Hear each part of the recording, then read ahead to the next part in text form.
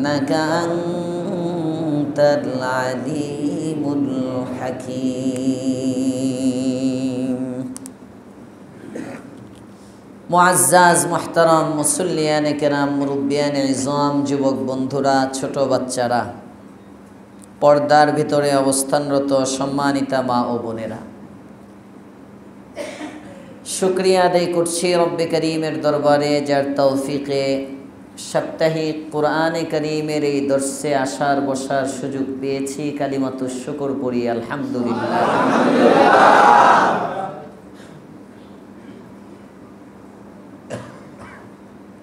সূরা বাকারার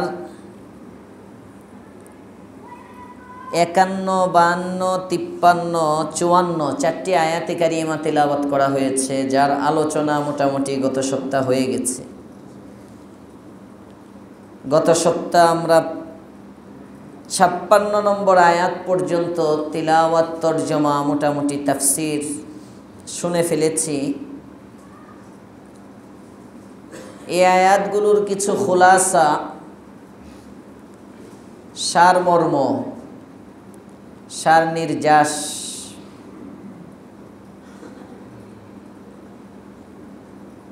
পাশাপাশি আয়াতগুলো থেকে আমাদের জন্য শিক্ষা কি, এক কথায় কি শিখলাম, কি বাড়িতে নিলাম। ওয়াজ তো 1 ঘন্টা পুরাটা আর মনে থাকে না, মনে থাকে তো শুনতে হয় মনোযোগ দিয়ে। মনে না থাকলেও যখন আপনার আমলের দরকার তখন দেখবেন মনে হয়ে গেছে। এটা হলো বয়ানে বসার ফায়দা। শয়তান অনেক সময় ধোঁকা দেয়, হুজুরে 1 ঘন্টা তাফসির করব, তুই কি মনে রাখতে পারবি? হুদাই বইয়ে কি 16 বছর পরে হুজুরে কিছু শিখছে, তুই একদিনে পড়ে মুফাসসির হয়ে যাবি না? ধর বেওকুফ, নির্বোধ, বসা দরকার নাই। শয়তান তো অনেক চালাক, অনেক সময় এভাবে ধোঁকা দেয়। তো শয়তান ধোঁকা দিলে তখন শয়তানরে বলবান যে আমি মনে রাখার জন্য বসি না, আমি এমনি বসলে যে হাদিসের মধ্যে আসছে, যতক্ষণ পর্যন্ত বসে থাকে ফেরেশতার বেষ্টনীতে বসে থাকে। এই সময়টা কি করতাম? ঘরের মধ্যে গিয়ে দুনিয়াবি কাজই তো করতাম। তো 1 ঘন্টা সময় ফেরেশতার বেষ্টনীতে বসে রইলাম। আমি দুনিয়া এখানে বসা, আল্লাহ তাআলা ঠিক এমন একটা মজলিস আরশে আজিমের পাশে কায়েম করছেন। এখানে আমরা যেমন আল্লাহ তাআলার বড়ত্বের আলোচনা করি, শান মানের আলোচনা করি, আল্লাহর কিতাবের কালামুল্লাহর তাফসির করি, ওই জায়গায় আল্লাহ পাক রব্বুল আলামিন আপনি আমার নাম ধরে ধরে ফেরেশতার মজলিসে আমাদেরকে নিয়ে এরকম আলোচনা করতেছেন। সহিহ মুসলিমের বর্ণনা, আল্লাহর পয়গম্বর বলেন, আল্লাহ পাক রব্বুল আলামিনের স্পেশাল কিছু ফেরেশতা আছে। ইন্না লিল্লাহি মালাইকা ইয়াতুফুনা ফিত তুরুক, এরা রাস্তায় ঘুরে, ইয়ালতামিসুনা আহলা যিকর, আহলে ইলম, আহলে জিকির,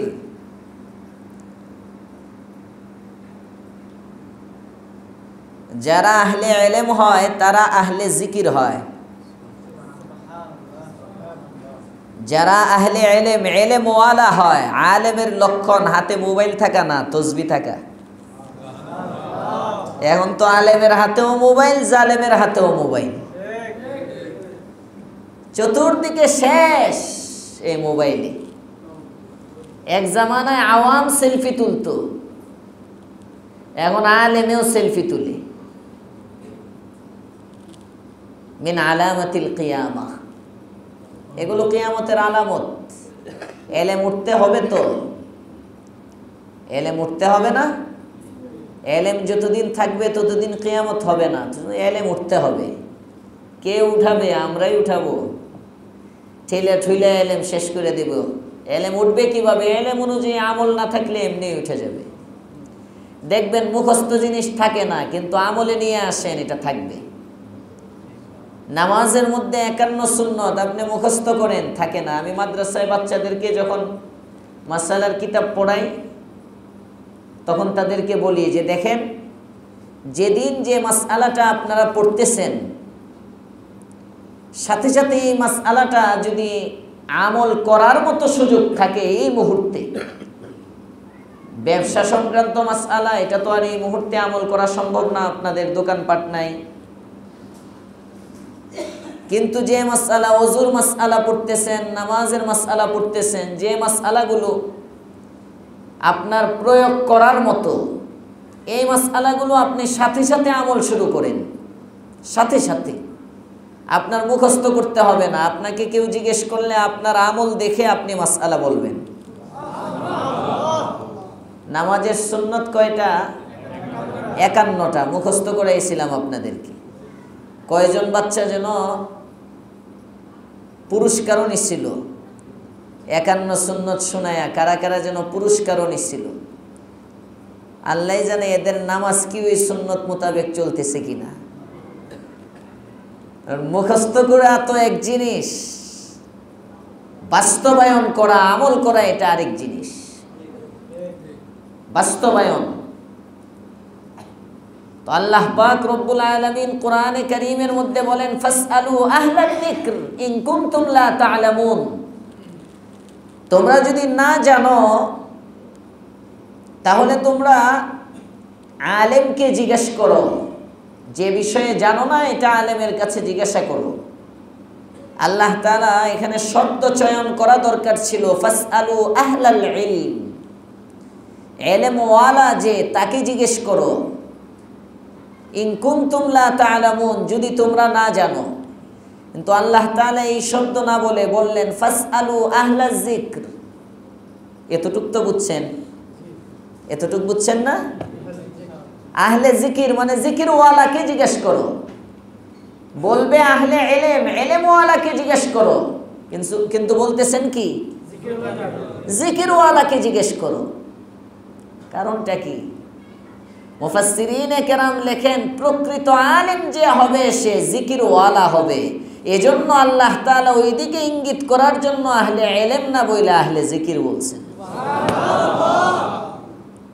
জিকিরের দ্বারা ইলম আমলে আসে। জিকির জাকির কো মজকুর তক পৌঁছাতা है। প্রায় আমি বলি জিকির জাকির কো মজকুর তক পৌঁছাতা है। উদাহরণ দিছিলাম না সরকার চলে যাওয়ার পরে সারা জিন্দেগি দিল্লি দিল্লি করছে, অভ্যুত্থানেও গিয়ে দিল্লিতেই পড়ছে। কথা বলেন না কেন? কথা বলেন না কেন? নাকি 15ই আগস্ট আজকে লেগে ডরাইতেছেন আপনারা? হ্যাঁ, আমার মেয়ের জন্মদিন আজকে। গত আগস্টের আগের আগস্টে 15ই আগস্টে জন্ম হয়েছে। আমরা তো মৌলবীরা জন্মদিন টিন পালন করি না। হ্যাঁ, তখন আমি বাসায় মজা করে বলছিলাম যে একদিকে তখন তো আওয়ামী লীগ ক্ষমতা, যে মৃত্যুবার্ষিকী জন্মদিন তো পালন করি না, কিন্তু অনেক মানুষ তো এই দিনে আসতেও পারে। কিন্তু আওয়ামী লীগের আমলে তো এই দিনে আসাই নিষেধ ছিল। বাপটা এমন, এই দিন হেরা ঠেকায় রাখবো, কাউরে জন্ম হইতে দিবে না। এই দিনে কেউ জন্ম হইলে সে জন্ম দিবস পালন করা এটা না জায়েজ, আলাদা সাবজেক্ট। আমি বলতেছি না জন্মবার্ষিকী জায়েজ, কিন্তু কেউ পালন করলে উপায় ছিল? আরে বাবারে বাবা, কালো বেজ লাগাও, কাঙ্গালি বুঝ করো, চান্দাবাজি করো, চান্দাবাজি করে তারপরে বিরিয়ানির ডেক পাকাও। কথা বলেন না কেন? আল্লাহ তাআলা মুক্তি দিচ্ছেন, আলহামদুলিল্লাহ বলেন। আল্লাহ যেন সামনে ভালো কাউকে নিয়ে আসেন, আমিন বলেন। আগের চেয়ে খারাপ যেন বৈশা না যায়, আগের চেয়ে খারাপ যেন বৈশা না যায়, এজন্য দোয়া করবেন। আল্লাহ কবুল করুক, বলেন আমিন।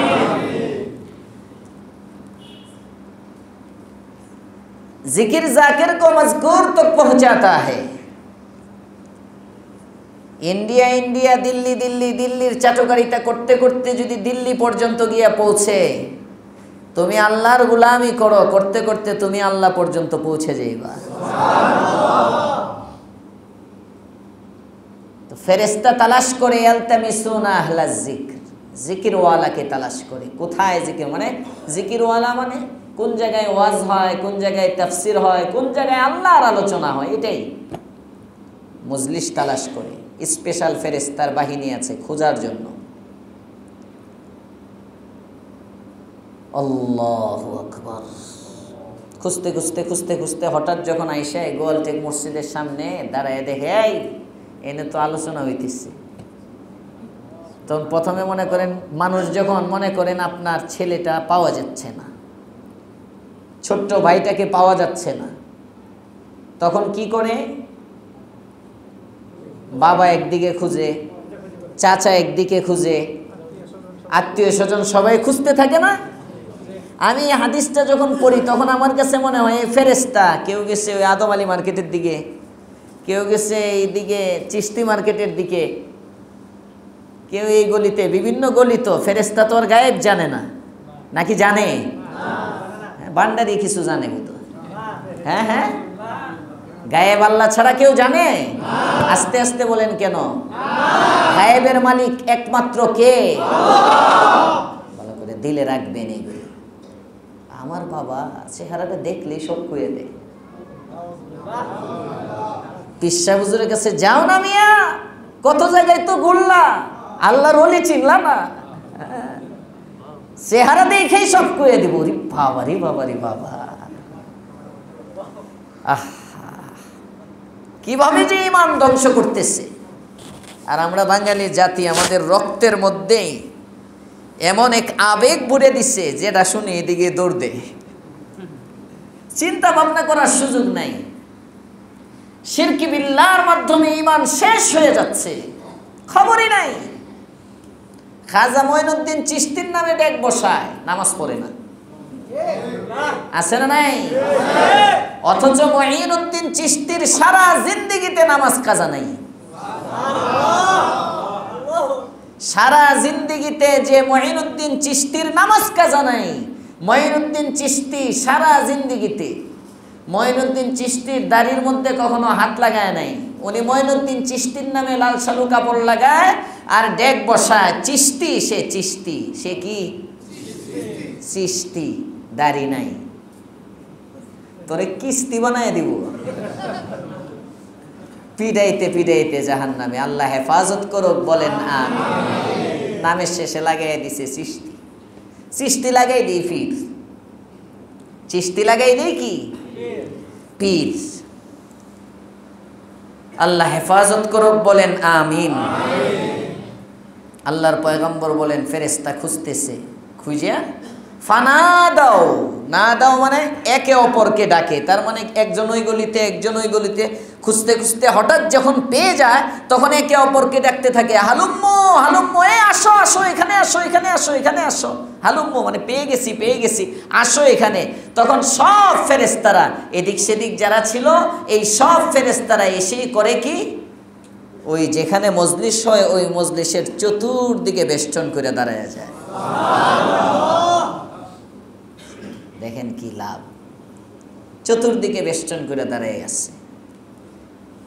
আরেক রিওয়ায়াতের মধ্যে তো মসজিদের কথা একদম খাস ভাবে আসছে, যে মসজিদের মধ্যে কোনো মজলিস হয়, মা মিন বাইতিন মিন বুয়ুতিল্লাহি তাআলা, আল্লাহর ঘরের মধ্য থেকে যে ঘরের মধ্যে এমন হালত হয় যেখানে কোনো কওম বসে, কোনো গোত্রের লোকেরা বসে, বসে ওখানে কোরআনের ইয়াকরাউনাল কিতাব ওয়া ইয়াতাদারাসুনা, কোরআনের চর্চা করে। কেমন যেন ডাইরেক্ট এই মজলিসটার কথা বলা হইতেছে। কোরআনের আয়াত পড়ে ইয়াতাদারাসুনা, এটার দর্স হয়, এটা বুঝতে চেষ্টা করে কি বলছেন রব। এই মজলিসের চতুর্দিকে ফেরেশতা বেষ্টন করে, রহমত তাদেরকে ঢেকে নেয়,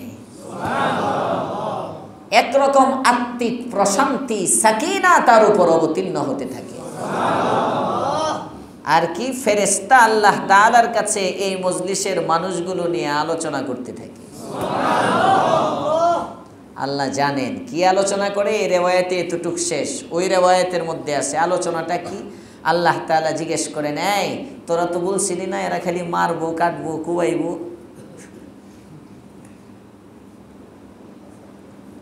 তোরাই খালি আমার তসবিহ পড়বি, কি দেখলি? সুবহানাল্লাহ। মা বলে এর কোনো ভবিষ্যৎ নাই। বাবা বলে না, ঠিক হয়ে যাইব, বুঝে না। না, আমার ছোট পোলাই ভালো। আচ্ছা যাও না, সময় যাইতে দাও না। কয়দিন পরে যেটা উল্টাপাল্টা করতো সব ছাইরা, মা অসুস্থ, এখন মার মাথা টিপে পানি আনে, আর যেটা মা আদর করে বলদের মতো বসে থাকে। বাপে কি বলে, কি বলছিলাম না এটাই তোমার কাজে আসবে, ঠিক না বেঠি? আল্লাহ তাআলা ফেরেশতারে জিজ্ঞেস করে বানাই, ফেরেশতাকে কি বানাইবা? আদম। কাম আছে কোনো, খালি মারবো কাটবো, দেশটা শেষ করে দিবে। আমরাই তো আছি প্রশংসার জন্য যথেষ্ট, তাসবিহ পড়ি তো আমরাই, কি দরকার এদেরকে বানানোর? আল্লাহ তাআলা কয় আমি জানি, তোরা জানোস না, এই যে জানেন আল্লাহ। সুবহানাল্লাহ। ও কিরে ফেরেশতা, এরা কি করে? ফেরেশতা বলবে ইউকাব্বিরুনাক ওয়া ইউসাব্বিহুনাক ওয়া ইয়াহমাদুনাকা ওয়া ইউমাজ্জিদুনাক। আল্লাহু আকবার বলেন। মালিক এরা তোমার তাসবিহ সুবহানাল্লাহ বলে, আলহামদুলিল্লাহ বলে, আল্লাহু আকবার বলে, লা ইলাহা ইল্লাল্লাহ। এই তাসবিহগুলো এরা পড়ে তোমার বরত্ব, তোমার সানা সিফত, তোমার গুণ। আচ্ছা কেন করে এরা এখানে, কেন করে? প্রতিটা সপ্তাহে এখানে বসে যায়। বিরিয়ানি দেয় মনে হয় মসজিদ থেকে। হ্যাঁ, আজকে তো মিষ্টি, এটা আলাদা মিষ্টি। এটা কি আমার তাফসিরের মিষ্টি? তুমি কোনটা কই লাগাও? হ্যাঁ এটা কই মিষ্টি আছে হুজুর। আরে এটা তো আজকে খেলাফে কিয়াস। হ্যাঁ, আমার মাদ্রাসার বদরি সদস্য, আমাদের মাদ্রাসার মাহমুদা বিনতে আব্দুল মালিক, ওই যে দোয়া করছিলেন না বিয়ের পরে, মনে আছে আপনাদের? হ্যাঁ, বিয়ের মিষ্টিও তো খাইছিলেন।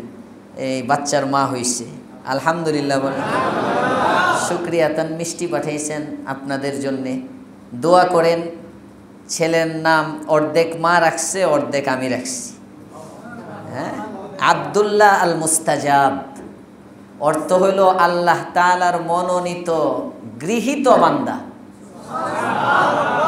দোয়ায়ে মুস্তাজাব, যে দোয়াটা কবুল হয়, বাছাইকৃত, গৃহীত, মানে যে বান্দাটা আল্লাহর কাছে কবুল হয়ে গেছে, এই নামটাই রেখে দিলাম তারে আব্দুল্লাহ আল মুস্তাজাব। মুস্তাজাব রাখছে তার মা, আর আব্দুল্লাহ হাদিসের মধ্যে আসছে সবচেয়ে সুন্দর নাম আব্দুল্লাহ আব্দুর রহমান। ওই হাদিসের উপর আমল করতে গিয়ে আমি জুড়ে দিলাম। তো আব্দুল্লাহ আল মুস্তাজাব, আল্লাহ যেন একে সারা জিন্দিগি আল্লাহ তাআলার মুস্তাজাব হিসাবেই রাখেন, বলেন আমিন। বাবা মার চক্ষু শীতলকারী সন্তান যেন বানায়া দেন, বলেন আমিন। নামের আসর পড়ে, নামের আসর পড়ে। তো নাম রাখে সেনু, মেনু, রেন্টু, সেন্টু, মিন্টু, করিনা, সকিনা, জরিনা। হ্যাঁ, সমানে নাম। নাট বল্টু, ব্রাশ, ফায়ার, হ্যাঁ, কত নাম। এই জন্য সন্তান হওয়ার পরে একটা হক, সন্তানের একটা নেক নাম রাখো, ভালো নাম রাখো। আমরা ডিজিটাল খুঁজি, ডিজিটাল। আমরা নাম রাখার সময় খুঁজি গোষ্ঠীর মধ্যে এই নামটা থাকতে হবে, থাকতে হবে। কার নাই? আনকমন নাম লাগবে। জামাও যেমন আনকমন, টুপিও আনকমন, পাঞ্জাবি পায়জামা যেমন আনকমন, নামও লাগে আনকমন। কথা বলেন ঠিক না বেঠিক? আনকমন নাম। অনেক সময় অনেকে নাম চায়, তো নাম দিতে গেলে হুজুর এটা আমার ভাতিজার আছে, এটা তো আরেকটা কইলে এটা আমার খালাতো ভাইয়ের আছে, আরেকটা বলতে গেলে এটা আমার বাগনার আছে। মুসিবত। এর জন্য নাম, নাম কোত্থেকে এমন নাম বানানো ছাড়া তো আর দেওয়া যাবে না। কারণ পৃথিবীতে যত ভালো নাম কেউ না কেউ তো নিশ্চয়ই। কথা বলেন ঠিক না বেঠিক? ভালো মানুষের নামগুলো নিয়ে যায়। এরপরে গিয়ে নেটে সার্চ দেয় আনকমন নামের জন্য। তো নেটে সার্চ দিলে তখন দেখে মেহমেদ, নেটের মধ্যে কি মেহমেদ, এটা দেখে তখন নাম রাখে মেহমেদ। আসলে এটাও কিন্তু আনকমন না, এটা ছিল মোহাম্মদ। এটা ছিল কি? মোহাম্মদ। আরবিতে যেটা মোহাম্মদ, এটা তুর্কিতে মেহমেদ। তুর্কিওয়ালারা উচ্চারণ করে, কিন্তু নাম যদি কেউ এটা রাখে, মাসআলা হলো মুহাম্মদই ডাকতে হবে, মেহমেদ ডাকা যাবে না। মেহমেদ কোনো ইসলামী নাম না, এটা মুহাম্মদের বিকৃত রূপ। আমার কাছে এই কয়দিন আগে ফোন আসছে, হুজুর মেহমেদ নাম রাখা যাবে? মনে হয় সপ্তাহখানিক হয়নি, সপ্তাহ না, গত শুক্রবারের আগে সপ্তাহ হয়েছে। আমাকে একজন ফোন দিয়েছে, পরে আমি বললাম ভাই এই নামের অর্থ, আমি অনেক খুঁজে দেখি নামের অর্থ পাই না, মেহমেদ পাই না। পরে আবার আমি তাকে ফোন দিলাম, ফোন দিয়ে বললাম, লোকটা শেরপুর নাইলতাবাড়ি, আমি এক মাহফিলে যাই, ওখান থেকে ফোন করছি। পরে আমি বললাম যে ভাই আপনি যে মেহমেদ নাম বললেন, এটা আপনি কোথা থেকে পাইছেন? আমি তো পাইলাম না খুঁজে। পরে কয় হুজুর এটা তো আমি গুগলে সার্চ দিছি। পরে আমি বলছি এটা আরবি না অন্য কোনো ভাষার? পরে বলতেছি হুজুর এটা তুর্কি। তুর্কি। পরে আমিও গুগলে সার্চ দিয়ে দেখলাম তুর্কি মেহমেদ। পরে তারে বলে দিলাম যে না, মুহাম্মদই রাখতে হবে, মেহমেদ রাখা যাবে না, বিকৃত রূপ। মুহাম্মদ প্রশংসিত, কিন্তু মুহাম্মদ শুনতে তো কমন লাগে। মুহাম্মদ কমন নাম না, কথা বলে না, এজন্য মুহাম্মদ ভাল লাগে না। রুচিশীল মানুষ তো মেহমেদ। আমি পুরান ঢাকায় আজকে একটু গল্পই করি নাকি? আগামী তাফসিরে আইবেন তো আবার ইনশাআল্লাহ? আচ্ছা, তাফসিরই করব। আলোচনা প্রসঙ্গে যখন পুরান ঢাকায় এক মসজিদে তাফসির তারাবি পড়াইতাম আমার ছাত্র জামানায়, ফরিদাবাদ আর ডালকানগরের মাঝামাঝি গোলাপ মসজিদ বলতো, ওখানে ওই জায়গায় 3 বছর না কয় বছর তারাবি পড়াইছিলাম। তো ওই মসজিদের জয়েন্ট সেক্রেটারি যিনি ছিল, ওনার নাম, উনি যদি কেউ জিজ্ঞেস করতো তোমার নাম কি, অথবা কেউ ফোন দিলে, একদিন শুনি সে ফোনে কথা বলতেছে, আমি মেহবুব বলছি, মানে মাহবুব সে কখনো বলতো না। মাহবুবকে কি বলতো? মেহবুব। সারা জিন্দিগি মেহবুব। তখন তো আর বুঝতাম না, তখন মনে করতাম মেহবুবই কি একটা নাম টাম কিনা। এখন বুঝছি না, ওই মাহবুবটাই ডিজিটাল যুগে এসে মেহবুব হয়েছে, একটু বেঁকে গেলে আধুনিক হয়ে যায়। তো আধুনিকতার নামই হইল বাঁকা। বাঁকা হইলেই যেমন আধুনিকতা হয়, কিয়ামতের মাঠেও সোজা যাইতে পারবা না, হইলেও বাঁকাই যাওয়া লাগবে। এই বাঁকাওয়ালাদের জায়গা যে জাহান্নামে হবে, ওই জাহান্নামের মধ্যেই যাইতে হবে। আর যদি সোজা দুনিয়াতে চলো, সিধা মুহাম্মদুর রাসূলুল্লাহর সাথে জান্নাতে চলে যাইবা। সোজা চলবেন না বাঁকা চলবেন? ডাইনে চলবেন না বামে চলবেন? রাস্তা দুইটাই। আল্লাহ আমাদেরকে সোজা চলার তৌফিক দেন, বলেন আমিন। এই সোজা চলার জন্য কিতাবুল্লাহ লাগবে। আয়াতের মধ্যে আল্লাহ তাআলা বলছেন, আয়াতে আসতেছে, আজকের তেলাওয়াতকৃত আয়াতের মধ্যেও আসতেছে। তো ফেরেশতা আলোচনা করে আল্লাহর সাথে, আল্লাহ তাআলা বলে এরা কি চায়? এরা যে আসে কিছু চায়নি, এরা মিষ্টি নাই, জিলাপি নাই, আমিত্তি নাই, কিচ্ছু নাই। প্রতি সপ্তাহে এখানে চলে আসে তাফসিরে। ওরা চায় কি? কই আল্লাহ এরা জীবনের গুনাহগুলো মাফ চায়, জাহান্নাম থেকে মুক্তি চায়, তোমার কাছে এরা জান্নাত চায়। আল্লাহ পাক রব্বুল আলামিন বলেন এরা কি জান্নাত দেখেছে? না মালিক, না, এরা জান্নাত কখনো দেখে নাই। জাহান্নাম দেখেছে? কয় না না, এরা জাহান্নামও কখনো দেখে নাই। জাহান্নাম দেখে নাই, জাহান্নাম থেকে মুক্তি চায়। জান্নাত দেখে নাই, আমার কাছে জান্নাত চায়। ও ফেরেশতা সাক্ষী থাকো, এই মজলিসের মধ্যে যারা আসলো, এই মজলিসের মধ্যে যারা কথা বললো, এই মজলিসের মধ্যে যারা কোরআনের আলোচনা করলো আর যারা শুনলো, এই সমস্ত মানুষগুলোর জীবনের গুনাহ আমি মাফ করে দিলাম। নিয়তটাকে শুধরান। এখন আজকে মজলিস থেকে যখন উঠবেন, নিষ্পাপ হয়ে বাড়িতে যাবেন। তাওবার নিয়তে বসেন, নিয়তকে দোহরান, তাওবার নিয়তে বসেন। আর আওয়াজ হইতো না, একবার যে ফুট করছে এটাই রিংটোন, সমস্যা নেই। তাওবার নিয়তে বসেন, এটাই জিন্দেগির বড় আমল। যদি কবুল হয় নিয়তটা সহি করতে পারেন, গ্যারান্টি। বুখারীর হাদিস, মুসলিমের হাদিস। আজকে মসজিদ থেকে গেলে আপনি নিষ্পাপ। সামনে নিষ্পাপটা ধরে রাখতে হবে, পারবো ইনশাআল্লাহ? আল্লাহ আমাদের সকলকে নিষ্পাপ বানায় রাখেন, বলেন আমিন। আলোচনা চলতেছিল 51, 52, 53, 54 নম্বর আয়াত। وَإِذْ وَعَدْنَا مُوسَى 40 لَيْلَةً ثُمَّ اتَّخَذْتُمُ الْعِجْلَ مِنْ بَعْدِهِ وَأَنْتُمْ ظَالِمُونَ। এই আয়াতের শিক্ষা কি? আল্লাহ তাআলা আয়াতে বললেন, মুসার কাছ থেকে 40 রাতের প্রতিশ্রুতি নিলাম, অতঃপর তোমরা মুসা যাওয়ার পরে গোবৎসকে উপাস্য হিসাবে গ্রহণ করলে, ও আনতুম জালিমুন, এমত অবস্থায় তোমরা জালেম। এই আয়াতের শিক্ষা হলো, এই আয়াত থেকে বোঝা গেল শিরিক করাটা জুলুম। এই আয়াত থেকে বোঝা গেল শিরিক করাটা জুলুম। শুধু জুলুম না, জুলমে আজিম।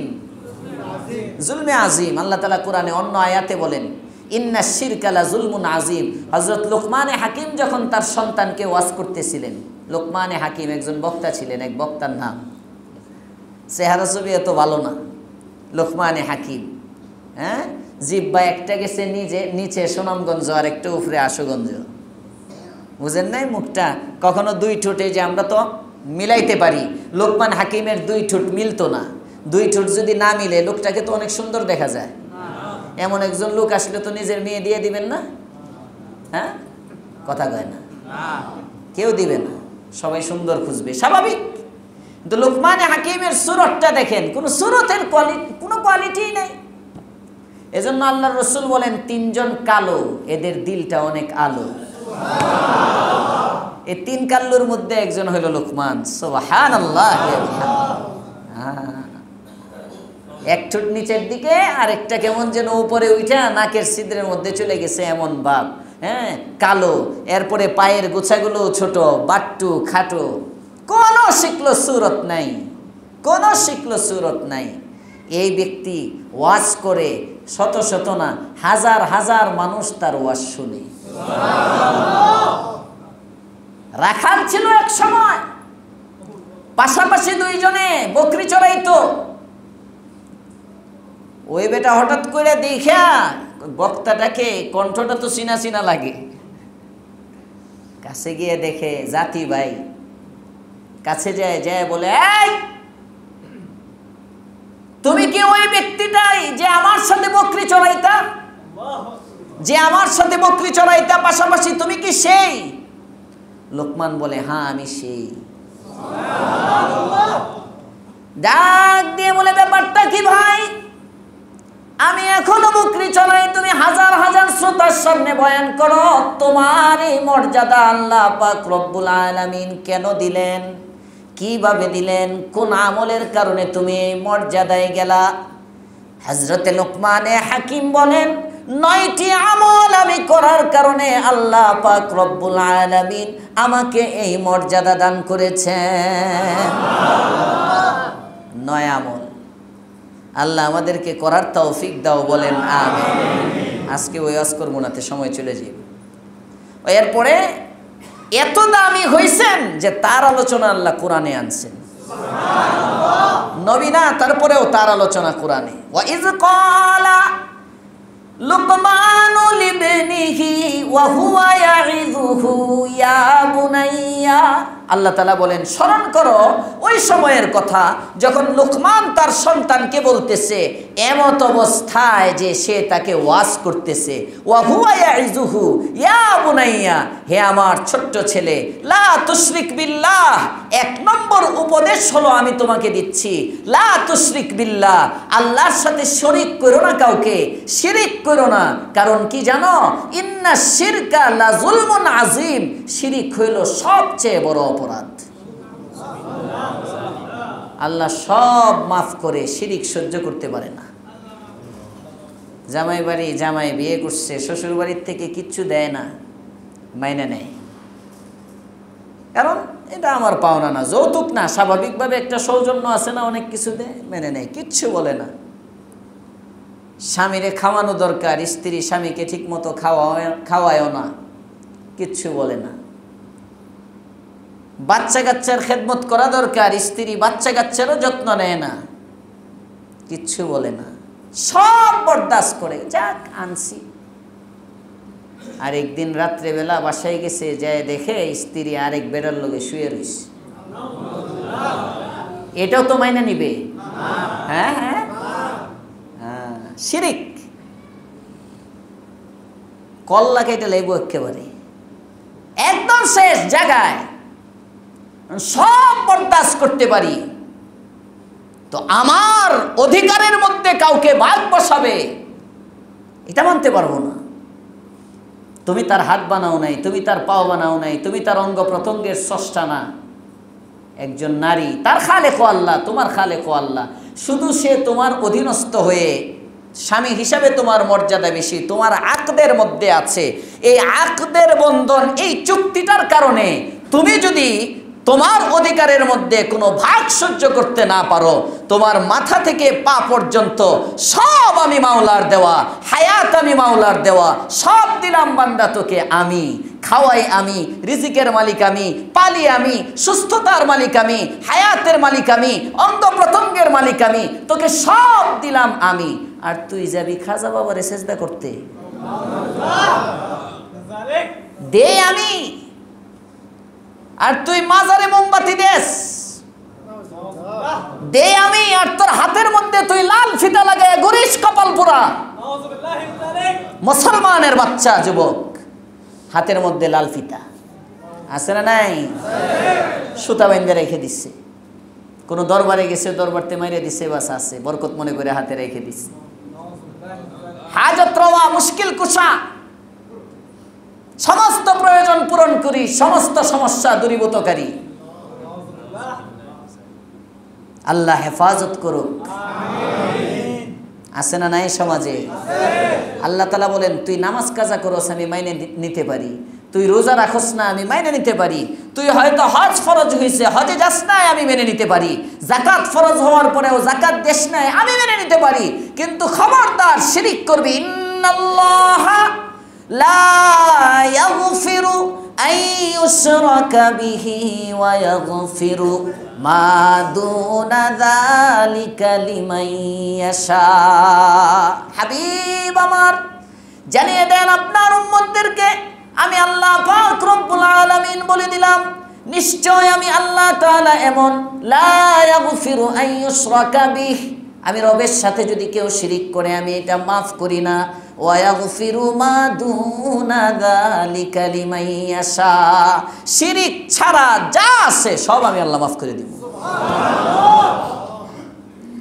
নামাজ পড়িস না আমি আল্লাহ মাফ করব, রোজা রাখিস না আমি আল্লাহ মাফ করব, পিতামাতার অবাধ্যতা করেছিস এক সময় বুঝিস নাই, বুঝার পরে তওবা করেছিস আমি আল্লাহ মাফ করে দিব। সুবহানাল্লাহ। আমি আল্লাহ তো এমন, আমি আল্লাহর কাছে চাইতে দেরি দিতে দেরি হয় না। আমি আল্লাহ তো এমন, আমি আল্লাহর কাছে চাইতে দেরি বলে না, বলে না, দিতে দেরি নাই, দিতে দেরি নাই। অনলাইনে বাজার করে এখন অনেকে, তাও তো অন্তত বাসায় এসে পৌঁছতে সময় লাগে না? সময় লাগে, সময় লাগে।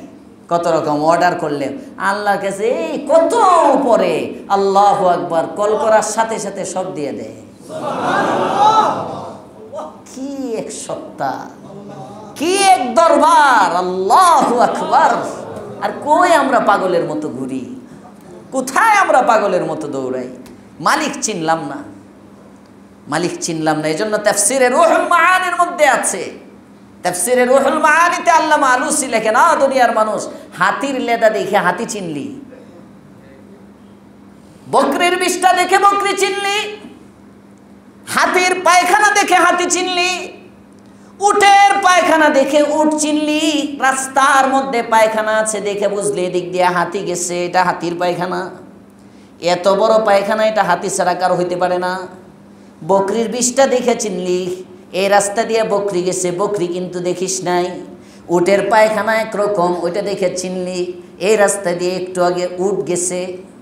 বকরির বিষ্ঠা দেখে বকরি চিনলি, হাতির পায়খানা দেখে হাতি চিনলি, আল বারাতু তাদুল্লু আলাল বাঈর, উটের পায়খানা দেখে তুই উট পর্যন্ত চিনতে পারলি, এই বিশাল আসমান আর জমিন দেখে মাওলা চিনলি না? চিনলি না রে? মালিক কত বড়! সাত আসমান সাত জমিন দেখে বুঝলি না আমি মালিকটা কেমন? সুবহানাল্লাহ। তোমার এই অঙ্গ প্রত্যঙ্গগুলো দেখা এত নাফরমানির পরেও তোমার রিজিক বন্ধ হয় না, অক্সিজেন বন্ধ হয় না, এটা দেখেও বুঝলা না আমি মালিকের দয়া কেমন? আমারে চিনলি না? আল্লাহ আমাদেরকে রব চিনার তৌফিক দাও, বলেন আমিন। জুলুম, শিরিক, জুলুম, আল্লাহর সাথে শিরিক করা যাবে না। পারবো ইনশাআল্লাহ? শিরিক খালি মাজারে গিয়ে মাথা নোয়ানো শিরিক না, অনেক ধরনের শিরিক আছে। কথায় অনেক সময় শিরিক হয়ে যায়, কাজে অনেক সময় শিরিকের মতো হয়ে যায়। শিরিকের সাথে শিরিক করা যাবে না, শিরিকের সাথে মিল থাকে, মিলে যায় কোনো রকম, শিরিকের নিয়তে না। এমনি কথাবার্তা মুমিন বলার সময় সব চিন্তা ভাবনা করে বলবে, সব চিন্তা ভাবনা করে বলবে। যাইতেছেন, ঘর থেকে বের হইতেছেন, ঘর থেকে বের হইতেছেন, বা একজনকে ফোন করছেন, ফোন করে কেমন আছো, কেমন আছো? হ্যাঁ কেমন থাকবো, হ্যাঁ থাকার ক্ষমতা আছে নাকি? জিজ্ঞেস করেন আল্লাহ তাআলা কেমন রাখছেন। মুমিনের জিজ্ঞাসা, আল্লাহ কেমন রাখছেন? ফোন রাখার সময় ভালো থাইকো, আছে না নাই? ভালো থাইকো, হ্যাঁ ভালো থাকবো কেমনে আল্লাহ যদি না রাখে? বলতে হয় আল্লাহ ভালো রাখুক। কথা বুঝতেছেন? আল্লাহ ভালো রাখুক, এই হার কথা কাজের মধ্যে তাওহীদ টপকানো। কথা এটাতে আমি বলতেছি না এটা বললে ঈমান চলে যাবে, তা বলি নাই, কিন্তু মুমিনের সবগুলো কথার ক্ষেত্রে এত সতর্ক হবে যে সতর্কতা মানে কাফের মুশরিকের কোনো কাজ কোনো কথার সাথে যেন মিলটাও না থাকে। এটা হলো মুমিনের স্বতন্ত্র জীবন। মনে থাকবে ইনশাআল্লাহ? আল্লাহ আমাদেরকে মনে রাখার তৌফিক দেন, বলেন আমিন। মনোযোগ সহ শুনবেন, মনোযোগ সহ শুনলে আল্লাহ পাক রব্বুল আলামিন মনে করাইয়া দিবে। কথা মনে আছে? হ্যাঁ, বসার পরে বলছিলাম ধ্যান সহ শোনা, এটা একটা আদব। মজলিসের মধ্যে যখন ধ্যান সহ শুনবো, জায়গা মতো 1 ঘন্টার ওয়াজ আপনি মুখস্থ করতে পারবেন না, তখন শয়তান ধরবে। এই বসে থাকলে লাভ কি, এখান থেকে কথা গেছিল, ভুলে গেছে না? মনে আছে? মনোযোগটা এখানে রাখবেন, দেখবেন জায়গা মতো স্মরণ হয়ে গেছে, জায়গা মতো আল্লাহ তাআলা স্মরণ করাইয়া দিচ্ছেন। যখন যেটা দরকার আপনার মনে হবে, আল্লাহ মনে করাইয়া দিবেন। আল্লাহ তৌফিক দেন, বলেন আমিন। তাহলে এই আয়াত থেকে আমরা শিখলাম শিরিক করা যাবে না, শিরিক জুলুম। পরের আয়াতের মধ্যে আল্লাহ তাআলা বলতেছেন সুম্মা আফাউনা আনকুম মিন বাদি যালিক, এরপরে আমি আল্লাহ তোমাদেরকে মাফ করে দিলাম। তার মানে শিরিক করার পরেও না বুঝে, শিরিক করার পরেও কেউ যদি মনে প্রাণে ওই শিরিক থেকেও তওবা করে, আল্লাহ মাফ করে দেয়। শিরিক মাফ করবে না তার অর্থ কি? কোন মুসলমান যদি শিরিকে লিপ্ত থাকে এভাবেই কবরে যায়, কিন্তু সে বুঝার পরে যদি খাঁটি দিলে ওই শিরিক থেকেও তওবা করে, আল্লাহ মাফ করে দেন। কারণ আল্লাহর কাজ আস্তে আস্তে কয়।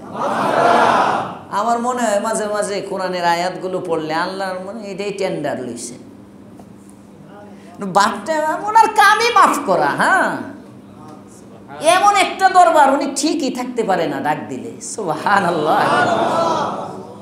আরে মা অনেক সময় পাষাণ হয়ে যায়, এত কষ্ট দিছিস যাব না, সন্তান কাতরাইতেছে একটু পরে যায়, পাশের থেকে মানুষে কয় এত দিলটা কেমনে শক্ত হয়ে যায়, যায় ধরো না, না হোক না করছিলাম না। এরপরে যখন দেখে সিরিয়াস অবস্থা তখন যায়। তো আল্লাহ পাক রব্বুল আলামিন কোনো কিচ্ছু দেখে না, ডাকটা দিলেই চলে আসে, ডাক দিলেই এসে পড়ে। কি মালিক! আল্লাহু আকবার। আরে ওয়াহশী ইবনে হারব রাসূল করিম সাল্লাল্লাহু আলাইহি ওয়াসাল্লামের প্রিয় চাচা, তার হত্যাকারী,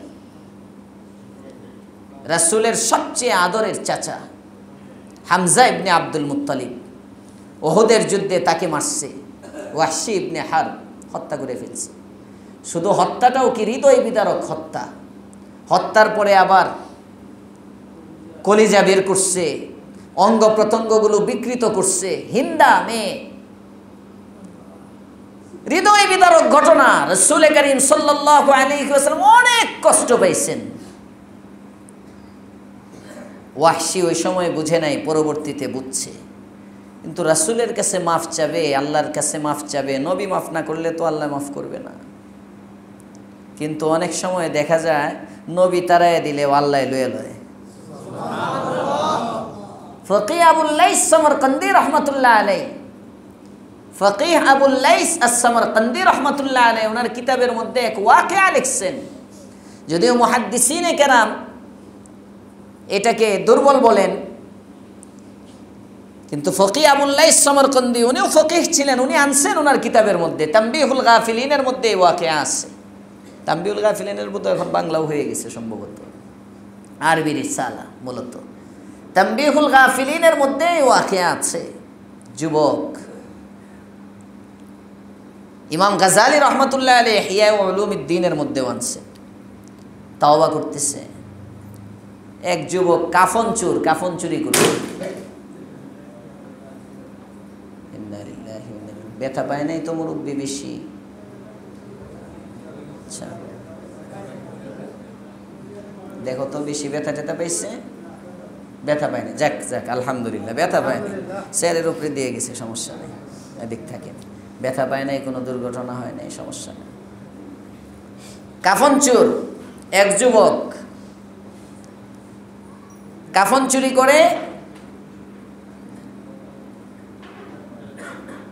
আরেকদিন এক সুন্দরী মেয়ের কবর খনন করে যখন যুবক কাফন চুরি করবে, কাফনের কাপড় খোলার পরে দেখে যে সুন্দরী মেয়ে যুবতী মারা গেছে। আল্লাহ মাফ করো, কে মরা লাশের সাথে জিনা করছে। কত মারাত্মক অপরাধ চিন্তা করে। যখন শেষ করছে, বের হয়ে যাবে, তখন ওই মেয়েটা বলতেছে, আয় কি করলি?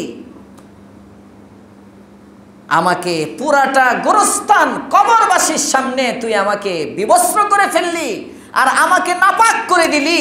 কিয়ামতের মাঠে আমি রবের সামনে নাপাক অবস্থায় দাঁড়াবো। এই যে একটা আওয়াজ, এটা শুনে তার দিলের মধ্যে চোট লাগছে। হায় করলাম কি? আমার তো মনে হয় আর মাফ হবে না, আমার তো মনে হয় আর মাফ হবে না, আমার তো মনে হয় আর মাফ হবে না। চলে গেছেন আলীর কাছে, যে বলতেছে, আলী এই আমি মারাত্মক অপরাধ করছি, কোন রকম কি মাফ হইতে পারে? কই কি অপরাধ করছো? কই তা বলা যাবে না, আমার মাফ হইতে পারে কিনা আগে এটা বলো। নবী আছেন, যাও রাসূলের কাছে পরামর্শ করো। সাহাবায়ে কেরাম বললেন, ওদিকে এক সাহাবী আরেক সাহাবীর কাছে পাঠাইছেন। লম্বা করা দরকার নাই, আমি সংক্ষেপে কয়ে দিই। গেছেন রাসূলের কাছে, খুলাসা। আল্লাহর পয়গম্বরের কাছে যাওয়ার পরে নবী বলতেছেন, যে জিজ্ঞেস করতেছে, ইয়া রাসূলুল্লাহ, আমার জন্য কি আল্লাহ তাআলার ক্ষমা আছে? আল্লাহ তাআলার ক্ষমা কত বড়? ওই আসমানের চেয়ে বড়, জমিনের চেয়ে বড়। আল্লাহর রাসূল প্রথমে সব বললেন, আমার জীবনের গুনাহগুলো কি আল্লাহ মাফ করবে? তোর গুনাহ যতই হোক আল্লাহ মাফ করবে। আমার মনে হয় মাফ করবে না। পয়গম্বরে আরবি যুবক ছেলেটাকে জিজ্ঞেস করেন, কি অপরাধ করেছিস তুই? এবার যুবক নিজের অপরাধের কথা পয়গম্বরে আরবির কাছে যখন খুলে বললেন, আল্লাহর পয়গম্বর এবার বলেন, তাহলে তো তোমার মাফের আশা করা যায় না। ছেলেটা যুবক যখন পয়গম্বরের দরবার থেকে নিরাশ হয়ে গেল, রহমাতুল লিল আলামিন দু জাহানের সরদারের দরবার থেকে যখন নিরাশ হয়ে গেল, এবার ছেলেটা নীরব নির্জনে এক জায়গায় গিয়ে কাঁদতেছে, পাগলের মতো হয়ে গেছে কাঁদতে কাঁদতে। নির্দিষ্ট একটা সময় যাওয়ার পরে হযরত জিবরাইল আমিন আসেন, এসে বলে, ইয়া রাসূলুল্লাহ, ইয়া হাবিবাল্লাহ, আল্লাহ পাক রব্বুল আলামিন আপনাকে প্রশ্ন করেছেন, এই ছেলেটার স্রষ্টা আপনি না আল্লাহ? ছেলেটার স্রষ্টা কে? এই ছেলেটাকে খাওয়ান আপনি না আল্লাহ? এই ছেলেটাকে পালেন আপনি না আল্লাহ? রাসূল বলতেছেন সব আল্লাহ। তাহলে এই ছেলেটাকে মাফ করার মালিক আপনি না আল্লাহ? হাবিব আল্লাহ পাক রব্বুল আলামিন জানতে চেয়েছেন কেন আল্লাহর কাছে তাওবা করতে এসেছে একটা যুবক, আপনি তাকে ফিরিয়ে দিলেন, এর কারণ জানতে চেয়েছেন। কেন আপনি ফিরিয়ে দিলেন? কেন আপনি ফিরিয়ে দিলেন? যুবকটাকে জানায় দেন আল্লাহ তাআলা তার জিন্দেগির গুনাহ মাফ করে দিয়েছে। এই ঘটনাগুলো সামনে আসলে মনে হয় আল্লাহর কামি মাফ করা। আমরা আর কি গুনাহ করি, আল্লাহ অবশ্যই মাফ করে দিবে, বলেন আমিন। তবে মাফের আশায় গুনার চালু রাখা যাবে না, জায়গায় ব্রেক, তওবা করে ফেলতে হবে। তওবা করলে অবশ্যই অবশ্যই আল্লাহ মাফ করবেন। ওয়াহশী ইবনে হারব গুনাহগার,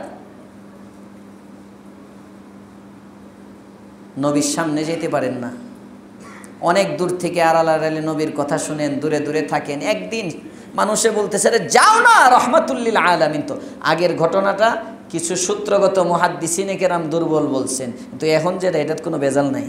এজন্য আগেরটা আমি খুব সংক্ষেপে মারছি, যেহেতু এটার মধ্যে একটু ঝামেলা আছে। পরে আবার কইব যে হুজুরের কাছে শুনছি, ওখানে কিছু কিছু প্রশ্ন আছে যে প্রশ্নগুলোর দ্বারা বোঝা যায় ঘটনাটা একটু দুর্বল হতে পারে। কারণ নবীর শান না কোনো বান্দাকে তাড়াইয়া দেওয়া, এটা নবীর শানের সাথে যায় না। যে কারণে মুহাদ্দিসিনে কেরাম যারা এই ঘটনাকে বলতে নিষেধ করেন, বাকি ওয়াজের ময়দানে উলামায়ে কেরাম তারগিবের জন্য ফাজাইলে তাওবার অধ্যায়ে বয়ানও করেন, এটি আলাদা মাসলা, ওই মাসলা বয়ান করা উদ্দেশ্য না। বাকি এখন যেটা বলতেছে একদম সহি, কোনো ভেজাল নেই। আল্লাহ যে মাফের টেন্ডার নিয়ে বসছেন এটাতে বুঝবেন। কষ্ট হচ্ছে আপনাদের? আলাপ সালাপ করলে তো আর কষ্ট হয় না, ওয়াজ করলে না কষ্ট লাগে, আমারও কষ্ট হইতেছে না আজকে। ওয়াহশী ইবনে হারব সাহস করে যাও না নবীর কাছে, ফিরাবে না। গেছেন, জীবনে এর আগে কোনোদিন রসুল ওয়াহশীকে দেখে নাই। সামনে যাওয়ার পরেই রসুল চেহারার দিকে তাকিয়ে বলতেছে আনতা ওয়াহশী, তুমি কি ওয়াহশী? আকাতালতা হামজা, তুমি কি হামজার হত্যাকারী? সুবহানাল্লাহ। আল্লাহর পয়গম্বর যখন বলেন তুমি কি ওয়াহশী, তুমি কি আমার চাচা হামজা ইবনে আব্দুল মুত্তালিবের হত্যাকারী? ওয়াহশী মাথাটা নিচের দিকে দেয়, চোখের পানি গাল বেয়ে বেয়ে পড়ে, ইয়া রাসূলুল্লাহ, ইয়া হাবিবাল্লাহ, আপনি চিনতে ভুল করেন নাই গো পয়গম্বর, আমি ওয়াহশী। হ্যাঁ আমি হত্যা করেছি, কিন্তু আমি ওয়াহশী আপনার মাধ্যমে রবের কাছে তাওবা করতে চাই। আমি কালিমা পড়ে ইসলাম গ্রহণ করতে চাই, আমার জন্য কি তাওবার দরজা খোলা আছে? আল্লাহর পয়গম্বর বলেন তোমার অপরাধ অনেক মারাত্মক, একটু অপেক্ষা করো দেখি তোমার ব্যাপারে কোনো ওহী আসে কিনা, তোমার ব্যাপারে কোনো আয়াত নাজিল হয় কিনা। আল্লাহর পয়গম্বর বসে আছেন, হঠাৎ করে জিবরাইল আমিন আসেন। জিবরাইল আমিন এসে বলেন ইয়া রাসূলুল্লাহ, ইয়া হাবিবাল্লাহ, ওয়াহশী ইবনে হারব কালিমা পড়ে ইসলাম গ্রহণ করতে চায়, আপনি তাকে জানায় দেন আল্লাহ পাক রব্বুল আলামিন ওয়াহশীর জন্য একটা আয়াত পাঠিয়ে দিয়েছেন, যে আয়াত আপনাদের সামনে একটু আগে পড়লাম, ইন্নাল্লাহা লা ইয়াগফিরু আন ইউশরাকা বিহি ওয়া ইয়াগফিরু মা দুনা যালিকা লিমান ইয়াশা। শিরকের গুনাহ ছাড়া সব গুনাহ আল্লাহ মাফ করে দিবে, তাকে মাফ চাইতে বলেন। ওয়াহশী বললেন না, এই আয়াত আমার জন্য না, পেশ আছে, আল্লাহ বলছে শিরিক ছাড়া বাকি সব মাফ করবে। আমি তো শিরিকও করেছি, যদি কিয়ামতের দিন পেশ মাইরা জাহান্নাম দিয়ে দেয়, তুই তো শিরিক করছিলি, আমি বলছিলাম শিরিক ছাড়া সব মাফ করছি। হবে না নবী, নতুন কোনো আয়াত লাগবে। সুবহানাল্লাহ। দেখেন অপরাধীর পাওয়ার কি, অপরাধীর পাওয়ার কি। পুরো আওয়ামী লীগ বাপটা এমন, পাওয়ার কি তাদের দেখে। হা অপরাধী, কিন্তু আমি বুঝাইতেছি আল্লাহ তাআলার দিলটা রহমত কত বড়, আল্লাহ তাআলার মায়ার দয়া কত বড়, আমি এটা বুঝাইতেছি। এই জামানার কেউ হইলে মাফ করবে? পিডায় হাড্ডি ভেঙে লেবো 32 নম্বরের সামনে খার হইলে, আগের রাত্র থেকে পাহারা, খালি আইবি ঠেঙ্গি ভেঙে গেলাম। আল্লাহ তাআলা দেখেন কি কত বড় শান রবের। ওয়াহশী কয় এই আয়াত আমার জন্য হবে না, আল্লাহ তাআলা এখন তার জন্য আরো কয়েকটা আয়াত পাঠিয়ে দিয়েছেন। 19 নম্বর পারায় ওয়াল্লাযীনা লা ইয়াদউনা মা'আল্লাহ إلها آخر ولا يقتلون النفس التي حرم الله إلا بالحق ولا يزنون ومن يفعل ذلك يلقى أثاما يضاعف له العذاب يوم القيامة ويخلد فيه مهانا إلا من تاب এই গুনাহগুলো করার পরেও যারা তওবা করবে ওয়া আমানা ঈমান নিয়ে আসবে ওয়া আমিলা আমালান সালিহা এবং নেক কাজ করবে ফাউলাইকা ইউবাদদিলুল্লাহু সাইয়্যাতিহিম হাসানাত হাবিব জানায় দেন তাদের সমস্ত গুনাহগুলোকে আমি আল্লাহ নেকি বানায় দিব সুবহানাল্লাহ। ওয়াহশী বলেন এটা তো আরো হইতো না, এই আয়াত দ্বারা পয়গম্বর আমি ইসলাম গ্রহণ করতে পারি না। কেন, সমস্যা কি? আল্লাহ পাক রব্বুল আলামিন আয়াতের মধ্যে শর্ত দিছেন ইল্লা মান তাবা, এক নম্বরে তওবা করতে হবে, আমি তওবা করলাম। দুই নম্বরে শর্ত হলো ওয়া আমানা, ঈমান আনতে হবে, আমি ঈমানও নিয়ে আসলাম। তিন নম্বরে শর্ত হলো ওয়া আমিলা আমালান সালিহা, নেক কাজ করতে হবে। নেক কাজের আগে যদি ঈমান আনার পরে আমি মারা যাই তাহলে তো আমি এই আয়াত দ্বারা মাফ পাবো না। কিয়ামতের দিন আল্লাহ তাআলা বলতে পারেন ঈমানের শর্ত ছিল, তওবার শর্ত ছিল, নেক আমলের শর্ত ছিল, শর্ত তোমার মধ্যে পাওয়া যায় নাই, যাও যাও জাহান্নামে যাও। না পয়গম্বর না, এই আয়াত দ্বারাও আমি কালিমা পড়ে মুসলমান হতে পারি না, আমার আরেকটা আয়াত দরকার। আল্লাহর পয়গম্বর বলেন ওয়াহশী তুমি বসো, দেখি জিবরাইল তোমার জন্য অন্য কোনো আয়াত নিয়ে আসে কিনা। আল্লাহর পয়গম্বরের চাচার হত্যাকারী, নবীর দিলে আঘাতদাতা ওয়াহশীর মতো পাপিটা রাসূলের সামনে বসা, একটু পরে জিবরাইল আমিন আরেকটা আয়াত নিয়ে আসেন। ওই আয়াতের মধ্যে আল্লাহ তাআলা বলেন নবী গো কুল, আপনি বলে দেন ইয়া ইবাদিয়াল্লাযীনা আসরাফু আলা আনফুসিহিম লা তাকনাতু মির রাহমাতিল্লাহ ইন্নাল্লাহা ইয়াগফিরুদ যুনুবা জামিআ। হে অপরাধী বান্দা, আল্লাহর রহমত থেকে নিরাশ হবি না, তোর যত গুনাহ হোক না কেন সমস্ত গুনাহগুলো আল্লাহ তাআলা মাফ করে দিবে। আল্লাহর পয়গম্বরের উপর যখন এই আয়াতটা অবতীর্ণ হয় ওয়াহশী ইবনে হারব বলেন নবী গো এই আয়াতের মধ্যে শর্ত ছাড়া অবতীর্ণ হয়েছে, এই আয়াতটা বোঝা যায় আমি ওয়াহশীর জন্য নাজিল হয়েছে, আমি ওয়াহশী কালিমা পড়ে মুসলমান হয়ে গেলাম। আল্লাহ তো মাফ করেন, শর্ত ছাড়া মাফ করেন, সুবহানাল্লাহ বলেন। চাইতে তো হবে, তাওবা তো করতে হবে, রবের দরজায় করা তো নাড়তে হবে, রবের দরজায় করা তো নাড়তে হবে। নাড়বো ইনশাআল্লাহ। পাঁচ ওয়াক্ত নামাজ করা নাড়ার বড় একটা মাধ্যম, তাহাজ্জুদ রবের দরজায় করা নাড়ার বড় একটা মাধ্যম, এ ধরনের দ্বীনি ইজলাস এগুলো রবের দরজায় করা নাড়ার বড় একটা মাধ্যম। পরের আয়াতের শিক্ষা আল্লাহ বলেন যত বড় অপরাধী করো আমি আল্লাহ মাফ চাইলে মাফ করে দিব। তিন নম্বর শিক্ষা লাআল্লাকুম তাশকুরুন, মাফ করব কেন জানো, যাতে তুমি কৃতজ্ঞতা আদায় করো। তাহলে বোঝা গেল মাফ পাওয়ার পরে কৃতজ্ঞতা আদায় করা এটা রবের হক। শুকরিয়া আদায় করব কিভাবে? তাফসীরে কুরতুবীর মধ্যে ইমামে কুরতুবী লেখেন আল্লাহ তাআলা যখন দাউদ আলাইহিস সালামকে লক্ষ্য করে বলছিলেন ইমালু আলা দাউদ শুকরা, এই দাউদের পরিবার তোমরা শুকরের উপর আমল করো। দাউদ আলাইহিস সালাম আল্লাহ তাআলাকে প্রশ্ন করেন ইয়া আল্লাহ শুকরিয়া আদায় করা এটাও তো তোমার একটা নিয়ামত, কেমনে শুকরিয়া আদায় করব? আল্লাহ তাআলা বলেন তুই যখন বুঝছিস যে শুকরিয়া এটাও আমার পক্ষ থেকে নিয়ামত, এটাই শুকরিয়া আদায় হয়ে গেছে। মুসা আলাইহিস সালাম আল্লাহ তাআলাকে জিজ্ঞেস করছেন ও রব শুকরিয়া কেমনে আদায় করব?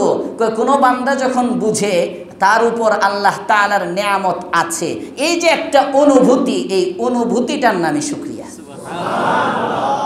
আপনাকে আল্লাহ ভালো রাখছে আর দুইজনের চেয়ে, আপনি বললেন না আমি টাকা পয়সায় ভালো আছি, বুদ্ধির জোরে ভালো আছি। আরে বেটা কেউ ভারতে পালাইছে, কেউ সিঙ্গাপুর পালাইছে, কেউ এখানে পালাইছে, আমি লেয়াজু কইরা কোনো রকম টিকে আছি না। যদি মনে করো আল্লাহ তাআলা তোমার প্রতি ওই আশপাশের নেতাকর্মীদের মোহাব্বত ঢেলে দিচ্ছে, যে কারণে তুমি আওয়ামী লীগনের পরেও এলাকায় এখনও চলতে পারতেছো।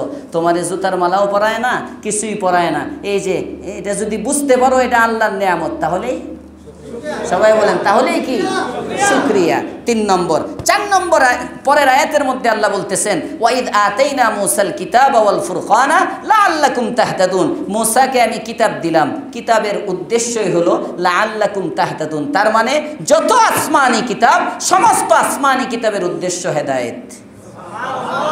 সমস্ত আসমানি কিতাবের উদ্দেশ্য কি? হেদায়েত। তাহলে নুজুলে কোরআনের উদ্দেশ্য কি? কোরআন নাজিলের উদ্দেশ্য হেদায়েত। আল্লাহ পাক রব্বুল আলামিন আমাদেরকে হেদায়েত অর্জনের তৌফিক দান করেন ইনশাআল্লাহ। বাকি আলোচনা আগামী সপ্তাহ হবে। পিতা মৃত হাজী মুতলেব, ছেলে মৃত আব্দুল মান্নান, মৃত মুন্নাফ,